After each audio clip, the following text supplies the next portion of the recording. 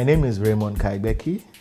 I'm the Chief Executive Officer of the Leone Investment and Export Promotions Agency, an agency that was established by an Act of Parliament in 2007 to actually roll out two very clear mandates. One, investment promotion, and the second is export development and promotions.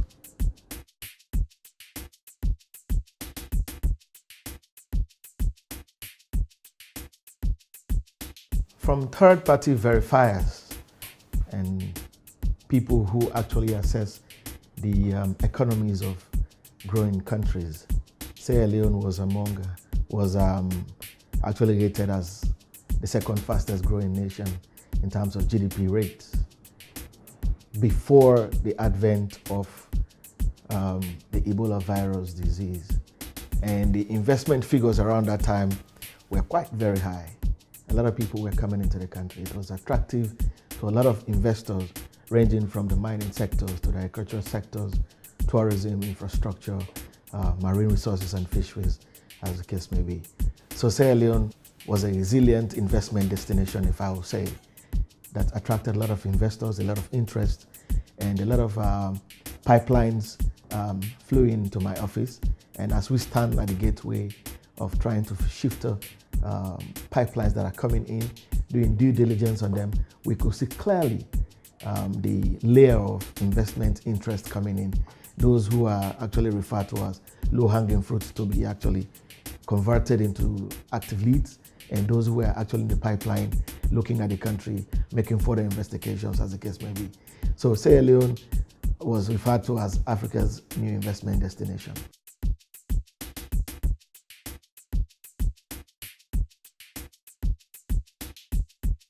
It is very true that one of the strategic partners of foreign direct investors are the domestic players, are the local players on the ground.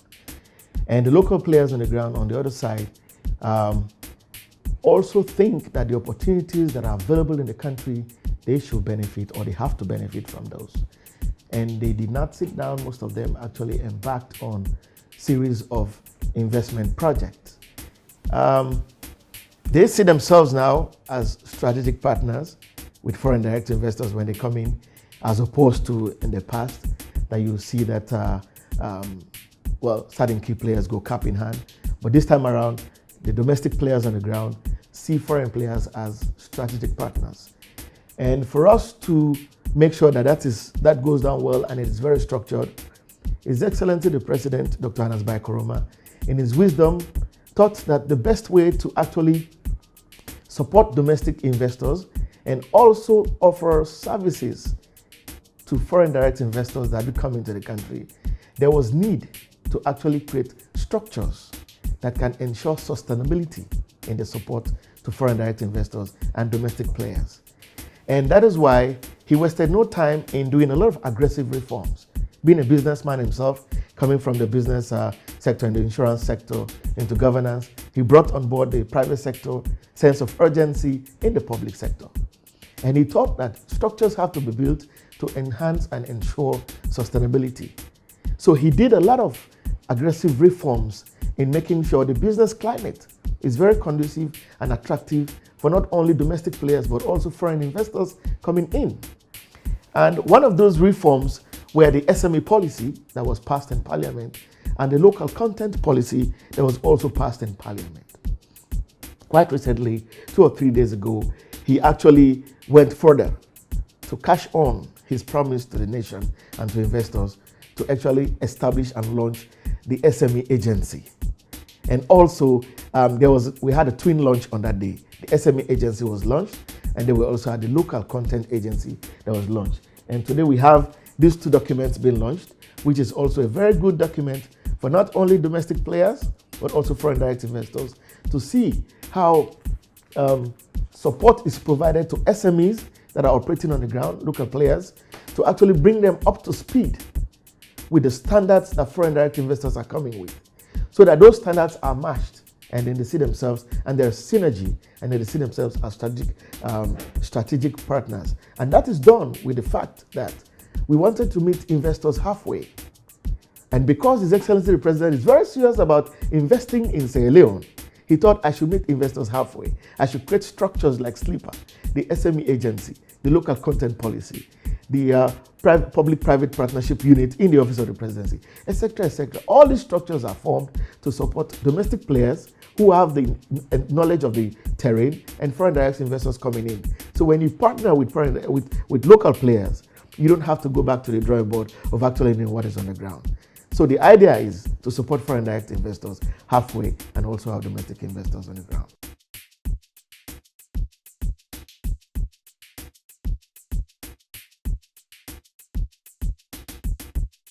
From my background in finance and economics, I want to believe that the sole aim of entering any business is to increase shareholder wealth. And if you want to increase shareholder wealth, you have to venture into projects that do give you positive NPVs at the end of the day, net present values, or projects that actually should be able to increase the return on the investment of the shareholder, looking at limited risks and also maximizing profitability of your business. So if you want to do that, you have to come to a country that has, one, governance that is supporting the private sector.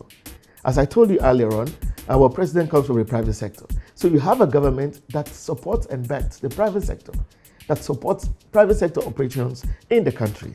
And not only that, structures are being put in place to be able to navigate new businesses around the globe, around the country. Let's take, for example, your strategic partner in coming to this country is the Investment Promotion Agency. We make sure that we unhold investors, even before you come here. We give you a lot of information of the investment cadastre. And when you come into country, we handhold you and make appointments for you to see stakeholders that can actually make your investments happen. And even after that, there's a structure we have, it's called the investment aftercare. Investment aftercare system is actually a system that looks after investors even well beyond after you have established. And all that is done systematically, having at the back of our mind that we want to make ourselves the top location for investment promotion. So you have support from government and you have structures in place. And who wants to invest in a country where you pay for all these services that I'm talking about? In Sierra Leone, all these services provided by Sleeper are free of charge. So this is the right time for you to come to Sierra Leone and invest. So if you think you want to invest in Africa, you have to invest in a country that has shown resilience in the face of risks that have happened in the country. We have seen what happened in the case of Ebola. Most people thought their businesses would collapse, even though they downsized, they closed down. But at the end of the day, we have seen businesses who continued to operate and continue to increase return on investment, even in the face of that aridity and disenchantment. So we have shown that our country, we are resilient. We have a leadership that is very resilient, and we have a people that is resilient. And investors want to invest in a location where they have investor confidence, that there is actually a going concern of their business, that they have support from government, they have support from key stakeholders in the country, and they also have support from institutions that have been established to support their businesses. And they have all those. It will only take savvy investors to actually locate Sierra Leone. So savvy investors, this is your time. Sierra Leone is not only the resilient destination, but it's Africa's new investment destination. I don't think you can go any other place.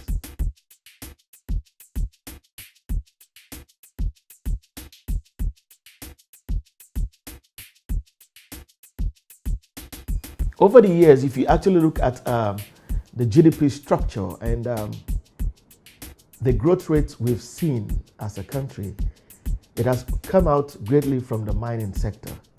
And that is why from the downturn of commodity pricing in the mining industry, you've seen that actually it has affected the growth rate, in a way it's going down.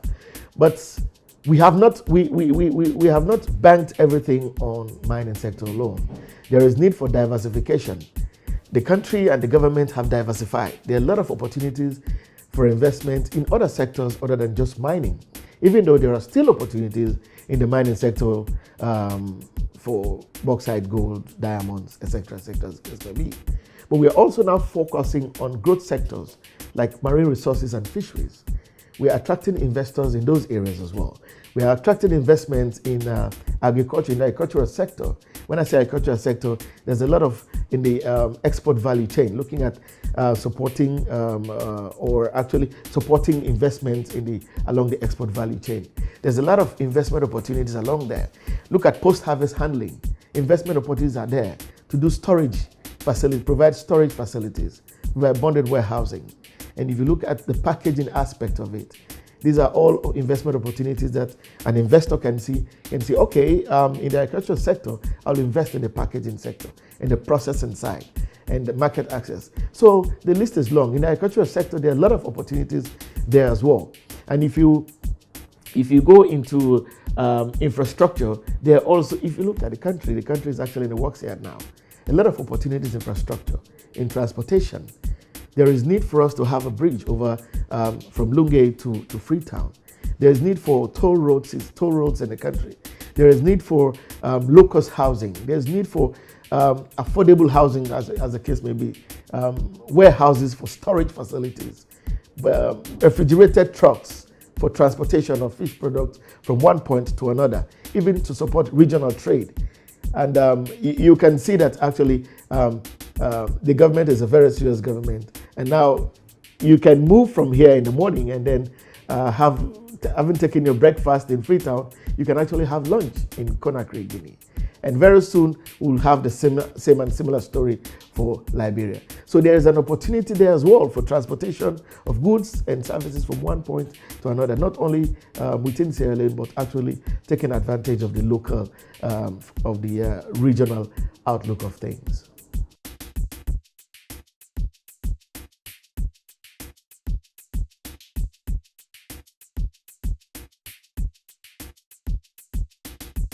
It was a huge success on various fronts. On the first front, I would say it was a huge success because it was one of the key events, post-Ebola economic recovery event that happened in the heart of London. It was organized by a very reputable firm, Direct Market Associates, that actually looked at the regional approach to looking at investment in the three Ebola hit countries post-Ebola and how we can be able to revive the investment atmosphere in those three countries. Make no mistake about it, a lot of investors took a turn to look around and see what was happening because of the occurrence of Ebola in these three countries. But let me speak for Sierra Leone. A lot of investors did not only downsize, some of them closed down for them to be able to go away and see what was happening and how government was able to address it. And because of the matured way and resilient way the government addressed the issues on the ground to the point that we declared Ebola free, it sent another wave of information that as a government, we are very serious and resilient to address risk issues that may face investments in our country. And it did some damage though on the image of the location. So there was need to have rebranding of our location as an investment promotions location, or a location that has a lot of opportunities for investment, regardless of the Ebola surge that has been quieted anyways. So there was need for us to go out there and sensitize and reassure our position to foreign investors that we are still in business and Ebola has not taken away our capacity to do business. So we were there and a lot of people turned out, a lot of investors turned out to actually listen to one, our plans post-Ebola, and two, the opportunities we have going forward. And we saw a hall packed full of investors that wanted information. And that delegation was led by no less a president, the Minister of Foreign Affairs and Economic Development, Dr. Samura Kamara. He actually led that delegation on behalf of His Excellency the President, which was a Mano River Union event, with Guinea having their own event on the 24th and Sierra Leone on the 25th. And the beauty of that event was not only that Dr. Samura Kamara made a very powerful statement that he read for the President, he read the president's statement at the event as to the determination, the continuous assurance of government to support private sector growth in our country and FDI involvement in the investment cadastre. But also, he raised a lot of investment opportunities that are available for investors to come in. And he also gave them assurances of His Excellency the President's support to private sector investment in Sierra Leone. And that went down very well. And it also led us to break out into 3 sessions. The first was the mining session. Mining session, that was where you have key mining players from Nimini, Sarah Rutile, Mr. John Bono Sise, also made a very powerful statement, very powerful presentation on investment in Sierra Leone from the Sarah Rutile perspective and the country perspective, especially that he is president of the Chamber of Mines. He made a very fine presentation on the mining status quo of the country. And after the mining investments breakout, we also had the infrastructure breakout. Infrastructure breakout also came up where we had players already in Sierra Leone that are operating in Sierra Leone, that operated during the Ebola period and still managed to increase the return on their investment. They went there to give testimonies and give assurances that this is not only government speaking, this is private sector speaking to you now. That actually we are actually operating in Sierra Leone, and throughout the process, government took strong efforts in trying to cut the chain of transmission and finish Ebola for good, but at the same time gave us opportunity to actually increase the returns on our investment.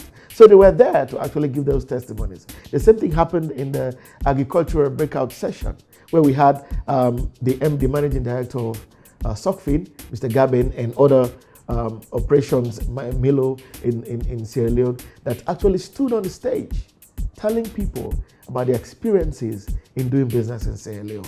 It was totally an event that was very successful. And I can tell you, as I'm talking to you right now, my team are actually doing follow-ups with the inquiries that are coming in and now. And as I'm talking to you, most people will think Sierra Leone investors will not come in now. As I'm talking to you, the Sierra Tropical Limited, it's one of the huge names in agriculture business, worldwide, a kind of a subsidiary of Dole from the United States, which is a household name, is in country, and they're looking at phase 1 and phase 2 already of their project. They're in country, and they're looking at serious investment in the country. And apart from that, we've also almost signing of the memorandum of understanding with Sewa Farms to do large-scale rice farming in the country. Yeah, and we also have in the fisheries sector, we have Shang Wandang is a fisheries company that is already in country operating, as the case may be. So I'm not only telling you that, in fact, opportunities abound, but I'm also taking this opportunity to tell the world that investors are already on the ground taking advantage of the opportunities. So, several investors, this is your time. Otherwise, the investment opportunities that are available now, in the next 3 to 6 months, they will not be available, they'll be taken.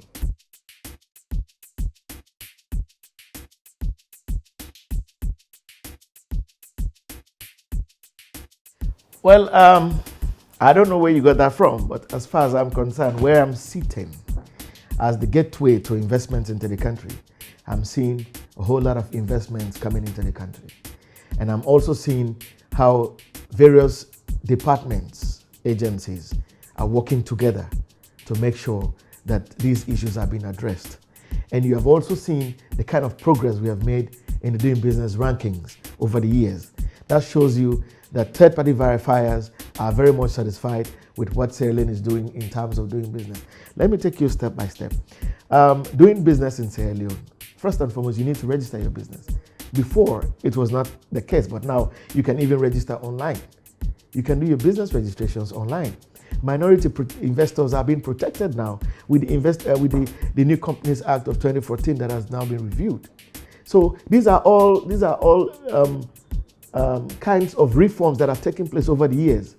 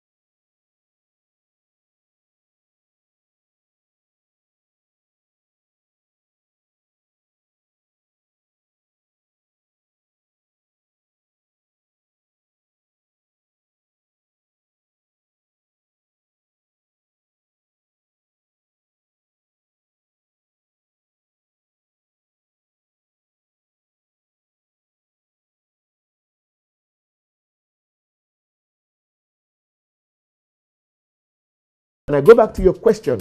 Look at startups that have already started that are in business. Look at the poultry business, Sierra Aka.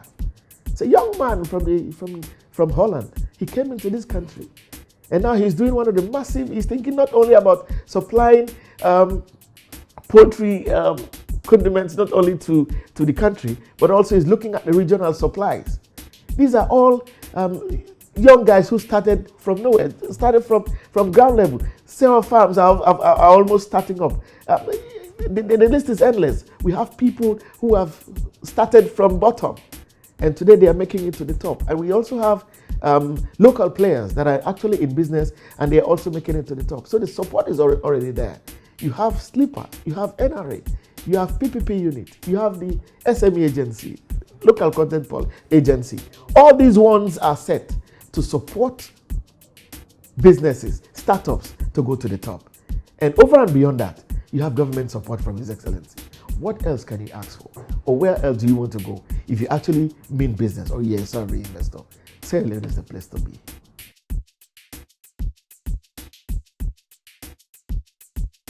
I'll tell them they are in the right place. That before this time, before Ebola, Sierra Leone was recorded as the second fastest growing economy in the world. And after Ebola, all structures are in place. We have proven that we have a leadership that is resilient. We have shown that we have a people that is resilient. Structures are being built, and all these structures are geared towards enhancing sustainability, increase in returns on investment, and that leads us back to growth.